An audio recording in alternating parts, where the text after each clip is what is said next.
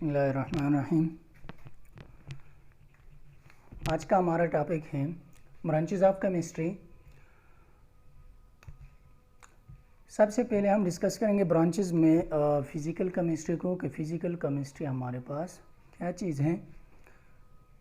Physical chemistry definition देख लें ज़रा। The branch of chemistry which deal with the relationship or relations between the physical properties of substance and their chemical composition is called physical chemistry। Simple definition है हमारे पास कि हम किस चीज़ को कहेंगे फिज़िकल केमिस्ट्री। हम यहाँ पर देख लें कि physical properties of substances and their chemical composition, दो चीज़ों को हम डिस्कस करेंगे फिजिकल केमिस्ट्री में। फॉर एग्जांपल हमारे पास एक एग्जांपल के तौर पर हम लेते हैं वाटर सब्सटेंस। हमारे पास क्या है? वाटर है। इसके हम पहले क्या चीज़ देखते हैं? कंपोजिशन देखते हैं कि वाटर हमारे पास किस चीज़ से बना हुआ है। वाटर कंपोजिशन क्या है? हाइड्रोजन प्लस ऑक्सीजन, ये दोनों मिलकर क्या बनाते हैं? वाटर बनाते हैं। रेशो हमारे पास है 2 hydrogen molecule and 1 is oxygen. H2O हमारे पास ये क्या चीज़ है? कंपोजिशन ऑफ वाटर है। तो इसकी हम फिजिकल प्रॉपर्टीज़ को डिस्कस करते हैं कि हमारे पास वाटर की फिजिकल प्रॉपर्टी क्या है। ये हमारे पास हो गया कंपोजिशन। कंपोजिशन क्या बना हमारे पास? H2O hydrogen and oxygen. तो नेक्स्ट हम फिजिकल प्रॉपर्टीज़ को देखते हैं। क्या वाटर की फिजिकल प्रॉपर्टी यानी फिजिकल स्टेट के साथ रिलेटेड जो प्रॉपर्टी है उसको हम फिजिकल प्रॉपर्टी कह सकते हैं। यानी हमारे पास वाटर की कौन सी स्टेट में मौजूद है। स्टेट ऑफ वाटर हमारे पास क्या है? लिक्विड। ये हमारे पास एक फिजिकल प्रॉपर्टी हो गया। नेक्स्ट हमारे पास इसके हम देखते हैं टेस्ट देखते हैं। प्योर वाटर की टेस्ट हमारे पास वाटर की टेस्ट कैसे होती है? टेस्टलेस होते हैं हमारे पास। प्योर वाटर जो है ये टेस्टलेस होते हैं। इसी तरह हमारे पास प्योर वाटर की जो फिजिकल प्रॉपर्टी में हम डिस्कस करते हैं ऑर्डरलेस, क्या है? इसकी कोई बू वगैरह नहीं होती है। इसी तरह हम वाटर की मेल्टिंग पॉइंट फिजिकल प्रॉपर्टी में हम मेल्टिंग पॉइंट और बॉइलिंग पॉइंट को भी यहाँ पर डिस्कस करते हैं। तो ये हमारे पास क्या हो गया? Physical chemistry, the branch of chemistry in which we study about the composition of substances or composition of matter and also discuss the physical properties of substances is known as physical chemistry। For example के तौर पर हमने यहाँ पर water को discuss किया है कि वाटर की कंपोजिशन क्या है? हाइड्रोजन एंड ऑक्सीजन, और उसकी रिलेटेड हाइड्रोजन और ऑक्सीजन से मिलकर वाटर मॉलिक्यूल यहाँ पर बनता है। तो इसके प्रॉपर्टी क्या है? फिजिकल प्रॉपर्टी हमारे पास क्या है कि ये लिक्विड फॉर्म में होते हैं। सेकंड हम देखते हैं ये प्योर वाटर जो होते हैं ऑर्डरलेस होते हैं, टेस्टलेस होते हैं। मेल्टिंग पॉइंट और बॉइलिंग पॉइंट वगैरह हम फिजिकल प्रॉपर्टी में डिस्कस करते हैं। किस चीज़ को? फिजिकल केमिस्ट्री को। तो नेक्स्ट हमारे पास ये हो गया हमारे पास फिजिकल केमिस्ट्री। नेक्स्ट हमारे पास है ऑर्गेनिक केमिस्ट्री। ऑर्गेनिक केमिस्ट्री को हम किस तरह डिस्कस करेंगे? सेकंड वन हमारे पास कौन सी ब्रांच है? Organic chemistry.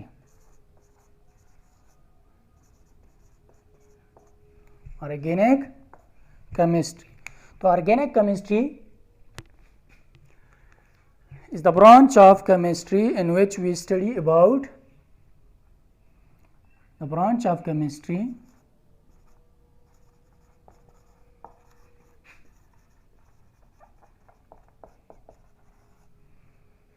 The branch of chemistry in which we study about 3 चीज़ें हम डिस्कस करते हैं ऑर्गेनिक केमिस्ट्री में। डिफिनेशन में हम किन किन चीज़ों को डिस्कस करेंगे, इसमें हमारे पास है those branch of chemistry in which we study about the organic compound.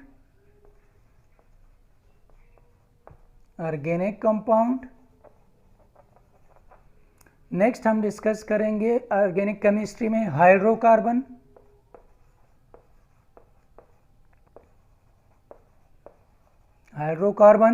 और थर्ड वन हम डिस्कस करते हैं ऑर्गेनिक केमिस्ट्री में डिराइवेटिव्स ऑफ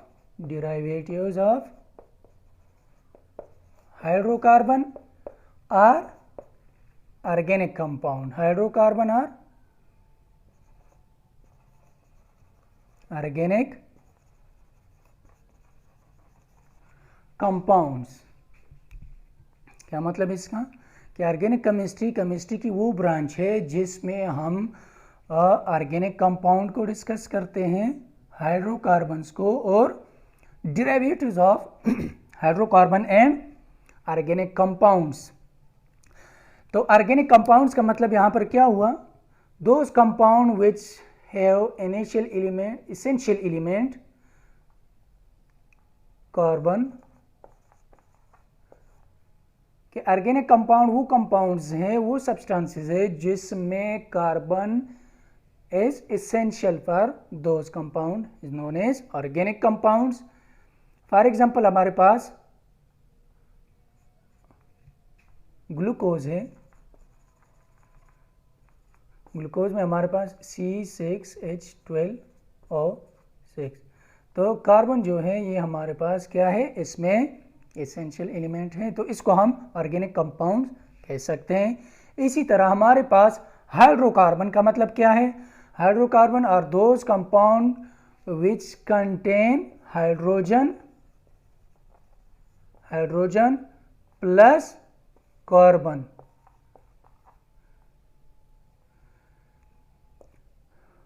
वो मॉलिक्यूल या कंपाउंड या सब्सटेंसेस जो किस चीज से मिलकर बनते हैं, हाइड्रोजन और कार्बन से, इन दो के अलावा कोई और एलिमेंट ना हो, तो उसको हम क्या कह सकते हैं, हाइड्रोकार्बन। और थर्ड वन हम डिस्कस करते हैं डिराइवेटिव्स ऑफ हाइड्रोकार्बन या ऑर्गेनिक कंपाउंड्स। तो इसका क्या मतलब हुआ कि हमारे पास हाइड्रोकार्बन से या ऑर्गेनिक कंपाउंड से डिराइव्ड जो एलिमेंट हो उसको हम क्या कह सकते हैं, हाइड्रोकार्बन, डिराइवेटिव्स ऑफ हाइड्रोकार्बन। तो इसमें हम यहाँ पर एग्जांपल लेते हैं डिराइवेटिव्स में। फॉर एग्जांपल हमारे पास है मिथाइल एमाइन है,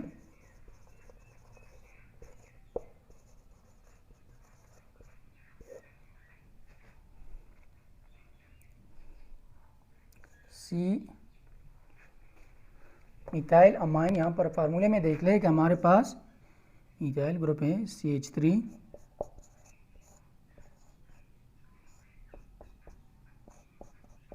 हमारे पास क्या चीज़ है, मिथाइल एमाइन। ये हमारे पास किस चीज़ के डिराइवेटिव्स हैं, हाइड्रोकार्बन के डिराइवेटिव्स। हम यहाँ पर देखते हैं कि हमारे पास NH3 एक कंपाउंड, तो हमारे पास इसके पास यहाँ पर आप देख लें नाइट्रोजन के पास से लोन पेयर इलेक्ट्रॉन है और 3 हमारे पास अनपेयर इलेक्ट्रॉन मौजूद थे, तो जो 3 हाइड्रोजन के साथ अटैच थे, तो एक हाइड्रोजन को यहाँ पर रिप्लेस करके मिथाइल ग्रुप अटैच होता है। तो इसका मतलब क्या हुआ कि ये हमारे पास एक डिराइवेटिव्स है हाइड्रोकार्बन के, मिथाइल अमीन। और हाइड्रोकार्बन की सूरत में यहाँ पर हम एग्जांपल लेते हैं। फॉर एग्जांपल हमारे पास हाइड्रोकार्बन है alkane, second one alkyne, third one alkyne. Alkane यहाँ पर आप देख ले CH4 फार्मूला है, मीथेन गैस वगैरह जो घरों में इस्तेमाल होते हैं। सेकंड वन हमारे पास ईथीन है, इसका फार्मूला क्या है, डबल बॉन्ड, ये हमारे पास अल्केन्स का फार्मूला हुआ। थर्ड वन अल्काइंस,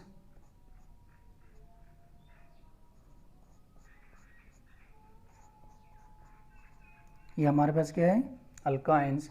तो यहाँ पर आप देख लें हाइड्रोकार्बन का मतलब क्या हुआ कि हमारे पास हाइड्रोजन कार्बन और हाइड्रोजन से मिलकर एक कंपाउंड बनता है। हाइड्रोजन एंड कार्बन जो है ये एसेंशियल एलिमेंट्स हैं इसमें, तो इसको हम क्या कहते हैं, हाइड्रोकार्बन। इसी तरह हमारे पास ऑर्गेनिक कंपाउंड में एसेंशियल एलिमेंट्स जैसे कि आप लोगों ने देख लिया कि हमारे पास कौन सा है, ऑर्गेनिक कंपाउंड्स में हमारे पास कार्बन जो है वो एसेंशियल एलिमेंट है। फॉर एग्जांपल हमारे पास ग्लूकोज वगैरह हो गया या अदर जितने भी कंपाउंड्स हैं जो किस चीज़ से मिलकर बना है, कार्बन एंड अदर एलिमेंट से मिलकर, लेकिन हमारे पास कार्बन जो है वो एसेंशियल एलिमेंट्स है। तो ये हुआ हमारे पास ऑर्गेनिक केमिस्ट्री। क्लियर है। नेक्स्ट हमारे पास है इनऑर्गेनिक केमिस्ट्री। इनऑर्गेनिक केमिस्ट्री को हम किस तरह डिफाइन करते हैं,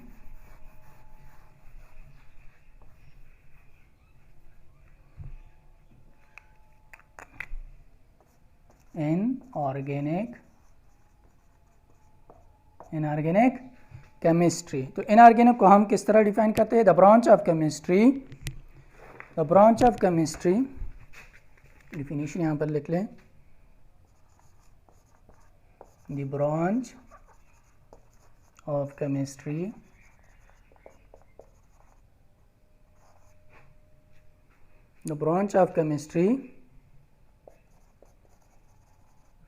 which deals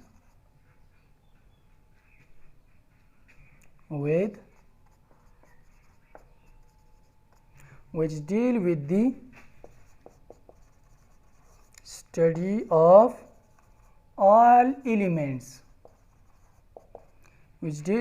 of all elements, and their compounds except, exceptional case यहाँ पर, एक्सेप्ट कौन से एलिमेंट के अलावा, कौन से कंपाउंड्स, हाइड्रोकार्बन, हाइड्रोकार्बन के अलावा,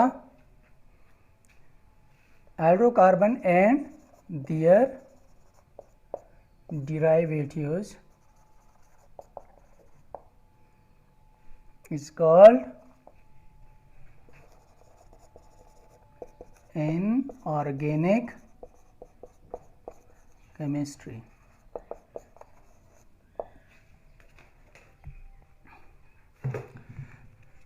क्या मतलब हुआ इसका कि हमारे पास वो ब्रांच केमिस्ट्री का जिसमें हम डिस्कस करते हैं ऑल एलिमेंट्स, जितने भी एलिमेंट्स हैं। पीरियोडिक टेबल में हमारे पास कितने एलिमेंट्स हैं total, 118 elements, in which 92 are natural elements and other remaining are artificial which are laboratory made elements are prepared in laboratory. तो हमारे पास इनऑर्गेनिक केमिस्ट्री में हम तमाम एलिमेंट्स को डिस्कस करते हैं और उस से जितने भी कंपाउंड्स वगैरह बनते हैं उसको डिस्कस करते हैं। लेकिन यहाँ पर एक्सेप्शनल केस में हमारे पास क्या है, हाइड्रोजन और कार्बन से जितने एलिमेंट्स बनते हैं, यानी हाइड्रोकार्बन और डिराइवेटिव्स जितनी हैं उसको हम यहाँ पर इनऑर्गेनिक केमिस्ट्री में डिस्कस नहीं कर सकते। इसके अलावा हाइड्रोकार्बन के अलावा जितनी भी एलिमेंट्स है उसको हम डिस्कस करते हैं किसमें, इनऑर्गेनिक केमिस्ट्री में। फॉर एग्जांपल हमारे पास इनऑर्गेनिक केमिस्ट्री में हम एक एलिमेंट लेते हैं, फॉर एग्जांपल हमारे पास हो गया क्या, सोडियम। सोडियम हमारे पास एलिमेंट्स हैं और इससे हमारे पास एक कंपाउंड्स बनते हैं। फॉर एग्जांपल हम दो एलिमेंट्स को यहाँ पर मिलाते हैं, कौन से, सोडियम क्लोराइड, हमारे पास एक कंपाउंड बनता है जो हम आमतौर पर यूज़ करते हैं। सोडियम क्लोराइड साल्ट जो हैं ये हमारे पास बनते हैं। तो इसी तरह हमारे पास जितनी भी कंपोजिशन है एलिमेंट्स की, जो कंपाउंड्स मिलकर बनाते हैं या मॉलिक्यूल बनाते हैं, तो उसको हम इनऑर्गेनिक केमिस्ट्री में डिस्कस करते हैं। तो नेक्स्ट हमारे पास है बायोकेमिस्ट्री।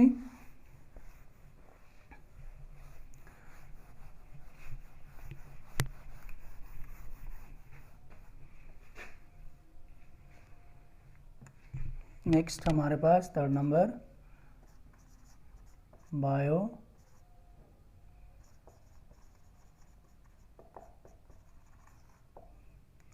नेक्स्ट हमारे पास है बायोकेमिस्ट्री। बायोकेमिस्ट्री डिफिनेशन यहाँ पर देखते हैं। The branch of chemistry which deal with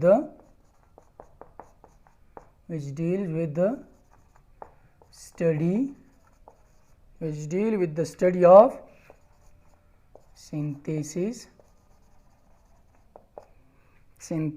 and decomposition of compounds,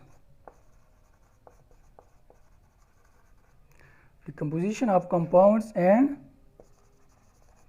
their reaction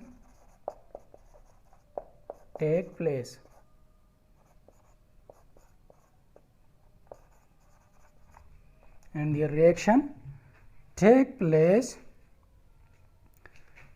Inside living organism,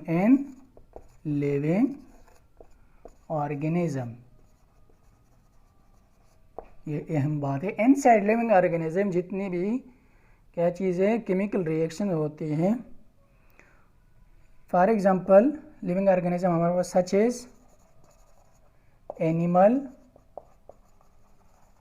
plants या माइक्रो ऑर्गेनिज्म वगैरह में जितने भी केमिकल रिएक्शन होते हैं उसको हम क्या कहते हैं? Is known as biochemistry.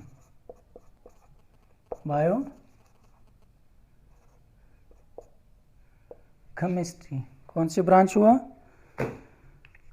Biochemistry का मतलब क्या है?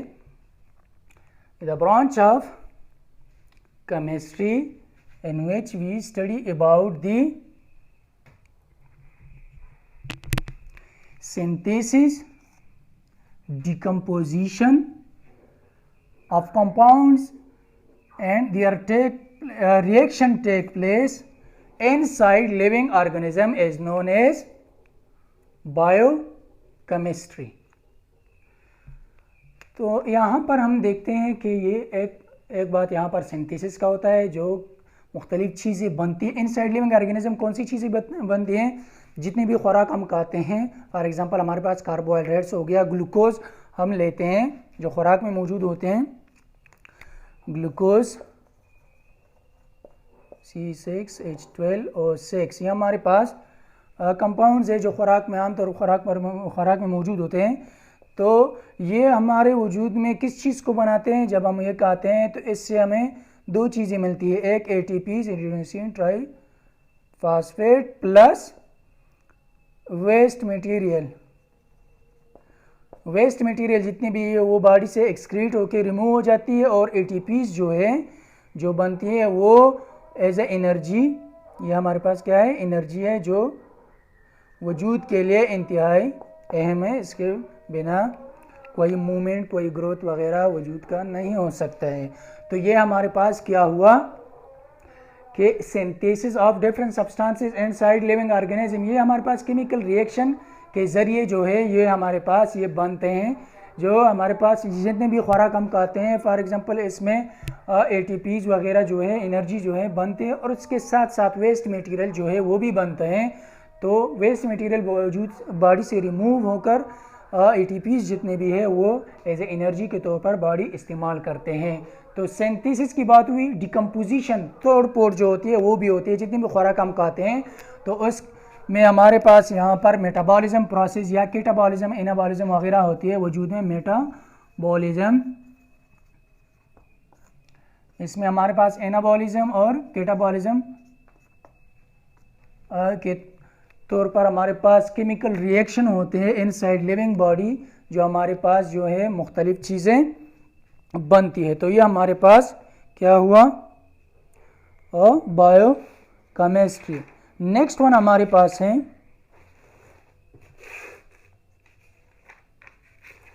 नेक्स्ट हम डिस्कस करते हैं इंडस्ट्रियल केमिस्ट्री को। तो इंडस्ट्रियल केमिस्ट्री हमारे पास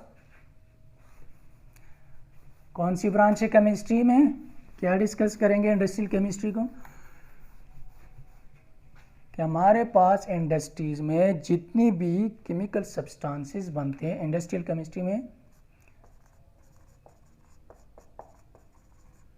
इंडस्ट्रियल केमिस्ट्री डिफाइन करते हैं इसको, the branch of chemistry which deal with the study of which deal with the study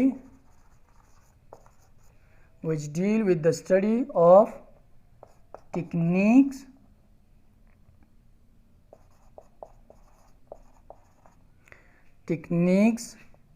and chemical process, techniques and chemical process for किस चीज़ के लिए,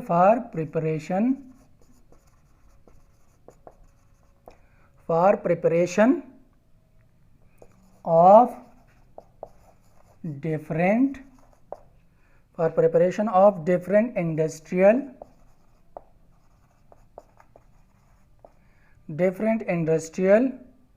product, कौन से products, for example like cement, glass, plastic और उसके साथ साथ फर्टिलाइज़र वगैरह जो है कहाँ बनती है, फर्टिलाइज़र और ड्रग्स वगैरह या मेडिसिन वगैरह कहाँ पर बनते हैं,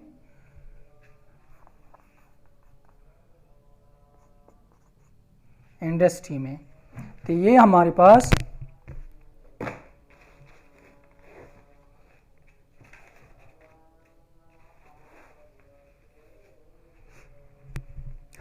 कौन सी ब्रांच हुई केमिस्ट्री की, industrial chemistry, the branch of chemistry in which we study about the different types of technique which is use inside industry for chemical process, किस चीज़ के लिए, preparation of different industrial product. For example हमारे पास cement हो गया, glass वगैरह, plastic, fertiliser वगैरह, जितने भी मेडिसिन वगैरह हैं वो कहाँ पर बनते हैं, इंडस्ट्री में।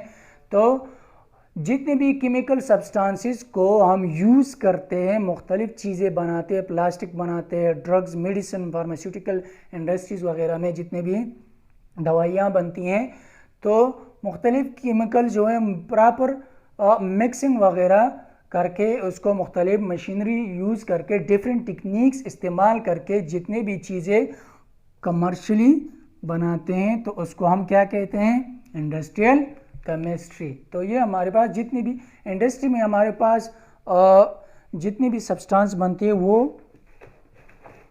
ज़्यादा मकदार में यानी बल्कि सब्सटेंसेस जो हैं वो बनते हैं कहाँ पर, इंडस्ट्री में। नेक्स्ट हमारे पास है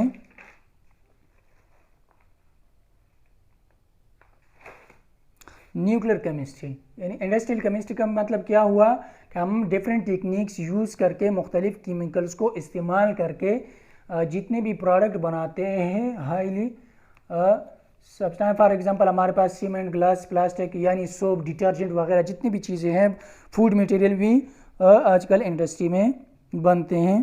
तो ये हमारे पास हो गया इंडस्ट्रियल केमिस्ट्री। नेक्स्ट हमारे पास कौन सी ब्रांच है केमिस्ट्री का, नेक्स्ट हमारे पास है न्यूक्लियर केमिस्ट्री। कौन सी ब्रांच है,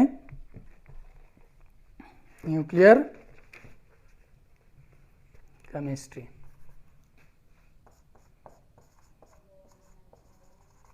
न्यूक्लियर केमिस्ट्री नाम भी से इंडिकेटेड है कि हम इसमें कौन सी चीज़ को डिस्कस करेंगे, न्यूक्लियस और रेडियोएक्टिव मटेरियल को हम न्यूक्लियर केमिस्ट्री में डिस्कस करते हैं। यानी मतलब क्या हुआ, the branch of chemistry which deal with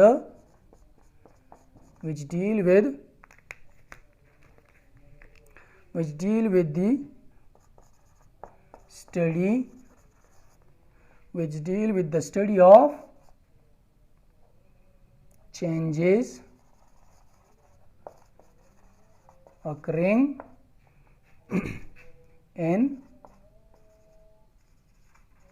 nuclei of atoms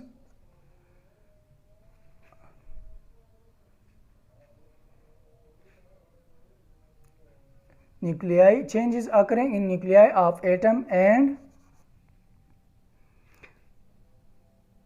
emission or absorption of radiation। और क्या चीज़ डिस्कस करते हैं? change occurring in nuclei of atoms and radioactive material,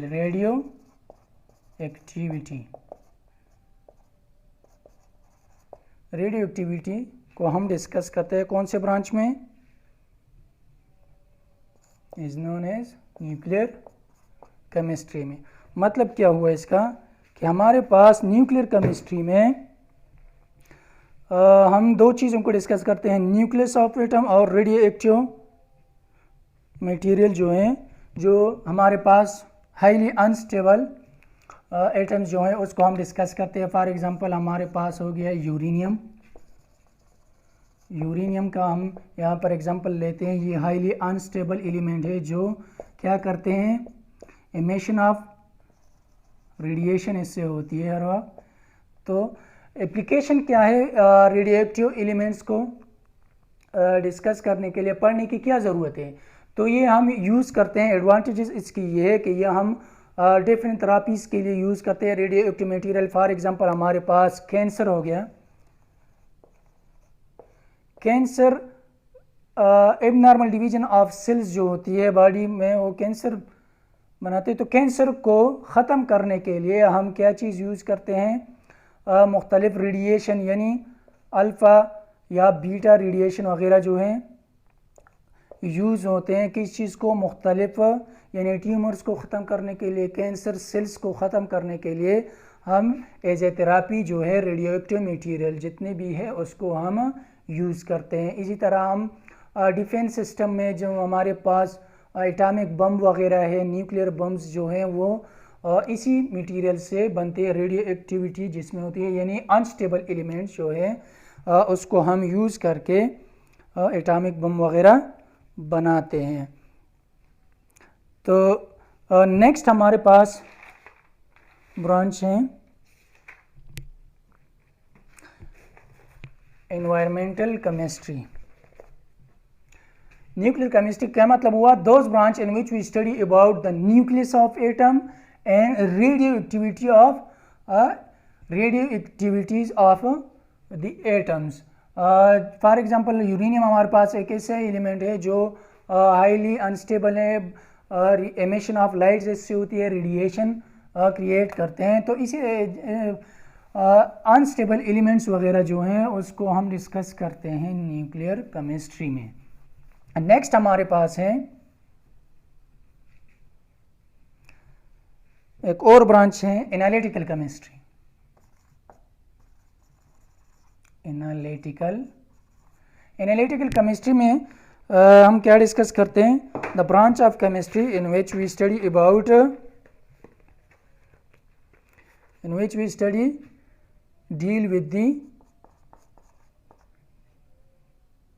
deals with the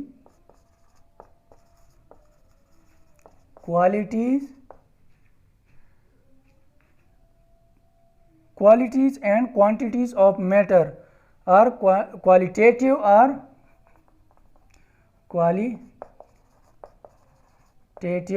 and quantitative analysis of matter is called analytical chemistry। मतलब क्या हुआ इसका कि हमारे पास केमिस्ट्री का वो ब्रांच जिसमें हम किसी मैटर की, कंपाउंड्स या सब्सटेंस की हम क्या डिस्कस करते हैं, उसकी हम क्वालिटी चेक करते हैं कि ये हमारे पास कौन से एलिमेंट से बना है, कौन से एलिमेंट्स, कौन से मॉलिक्यूल्स मिलकर हमारे पास एक कंपाउंड्स यहाँ पर बनाते हैं, कौन से एलिमेंट्स। फॉर एग्जांपल हमारे पास गोल्ड होगा, गोल्ड जो है ये हमारे पास सिंपल किस चीज़ से मिलकर बने हैं, गोल्ड के एलिमेंट्स कंबाइन होकर हमारे पास क्या चीज़ बनाते हैं, गोल्ड कंपाउंड यहाँ पर बनती है। तो इसी तरह हमारे पास आयरन हो गया, अदर जितने भी सब्सटेंसेस हैं, तो उसको हम देखते हैं क्वांटिटीज़ उसकी देखते हैं कि कितने मकदार में हमारे पास ये मौजूद है, और उसकी क्वालिटी देखती है कि कौन सी किस्म की ये चीज़, कौन सी मैटर, ये मैटर जो है कौन सी चीज़ मिलकर इससे बनाते हैं, यानी कौन कौन से एलिमेंट्स मिलकर हमारे पास क्या चीज़ बनाते हैं, मैटर बनाते हैं। तो उसको यानी वो कंपाउंड्स जिसकी हम क्वालिटेटिव एनालिसिस कर सकते हैं और क्वांटिटेटिव एनालिसिस हम डिस्कस करते हैं कौन सी ब्रांच में, एनालिटिकल केमिस्ट्री में हम डिस्कस करते हैं। नेक्स्ट हमारे पास है environmental chemistry.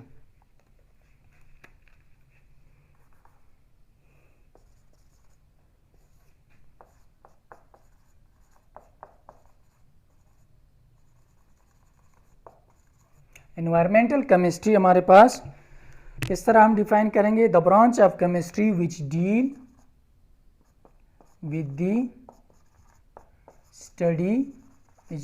The study of interaction of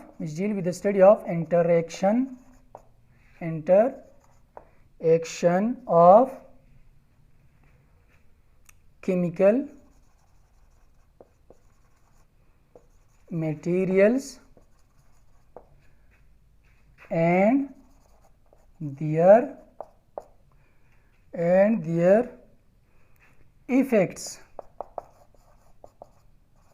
their effects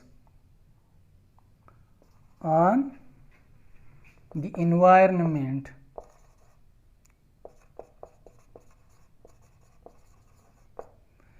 And the environment of human being, animals and plants is called environmental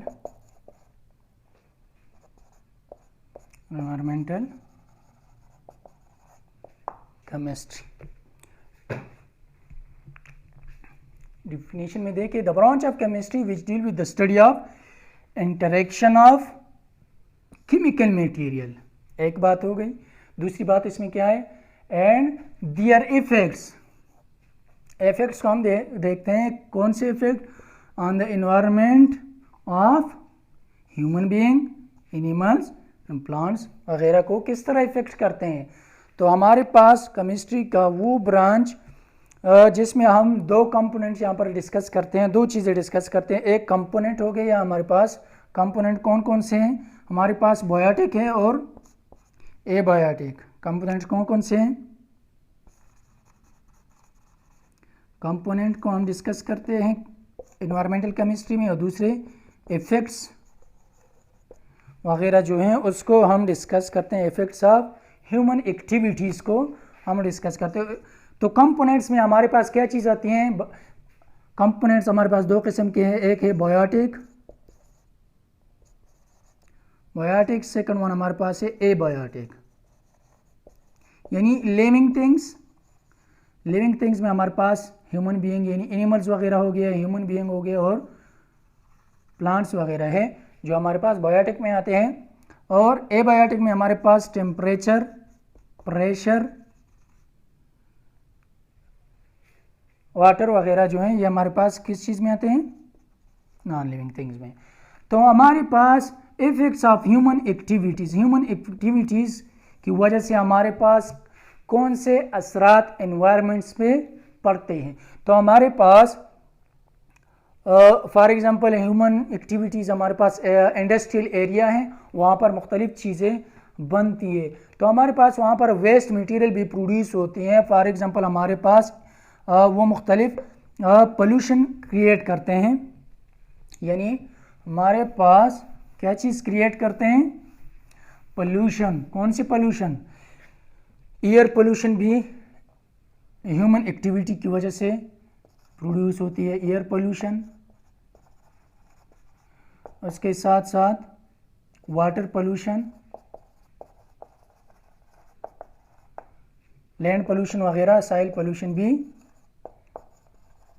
human activities की वजह से क्या होती है, इफ़ेक्ट करती है एनवायरनमेंट को।